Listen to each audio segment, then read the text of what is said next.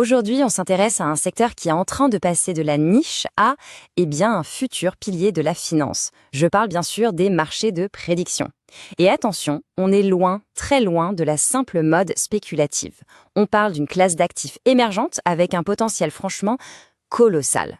Et pour bien commencer, voilà un chiffre qui met tout de suite dans l'ambiance. 10 milliards de dollars. C'est, d'après la Citizens Bank, le revenu annuel que cette industrie pourrait générer d'ici 2030. Et ce n'est pas une projection sortie du chapeau, non, c'est une estimation à moyen terme jugée très sérieuse. Le truc, c'est que le futur, c'est déjà maintenant. Les leaders du secteur sont déjà des géants. Prenez Kelshi par exemple, une plateforme réglementée aux États-Unis, valorisée à 11 milliards de dollars. On a aussi Polymarket, un gros acteur qui fonctionne sur la blockchain, juste derrière avec 9 milliards. Ces chiffres, ils parlent d'eux-mêmes, hein. On est déjà dans une industrie qui brasse des milliards. Alors, d'où vient cette croissance folle? En gros, il y a 4 raisons principales. D'abord, les volumes d'échange, ils explosent, tout simplement. Ça veut dire qu'il y a de plus en plus de monde et de liquidités. Ensuite, les plateformes deviennent beaucoup plus solides, plus fiables. Troisième point, et c'est super important, les grosses institutions financières commencent à pointer le bout de leur nez. Elles sentent la bonne affaire. Et enfin, on ne parie plus seulement sur le sport. Maintenant, ça touche à la macroéconomie, à la politique, bref, à des sujets bien plus larges. C'est tout ça qui fait que oui, on parle maintenant d'une vraie classe d'actifs. Bon, mais concrètement, comment ça marche? Comment est-ce qu'on peut trader sur des événements qui ne se sont pas encore produits? En fait, le concept est à la fois simple et super puissant.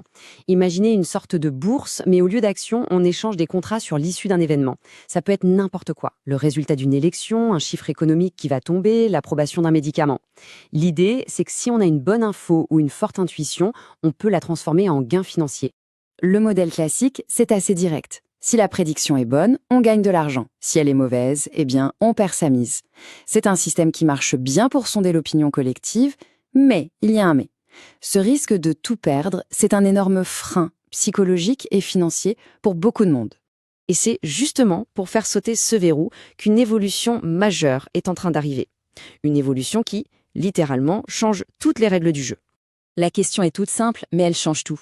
Et si on pouvait parier, exprimer une conviction, sans jamais risquer de perdre son capital de départ? C'est de là que part une innovation qui redéfinit complètement la valeur pour l'utilisateur. Regardons la différence, c'est flagrant. Sur un marché classique, on se trompe, on perd tout. C'est simple. Avec le modèle sans perte, comme celui des Vumus Predictions, si la prédiction est bonne, on gagne des récompenses, et si elle est fausse, les jetons qu'on a misés sont juste bloqués un peu plus longtemps.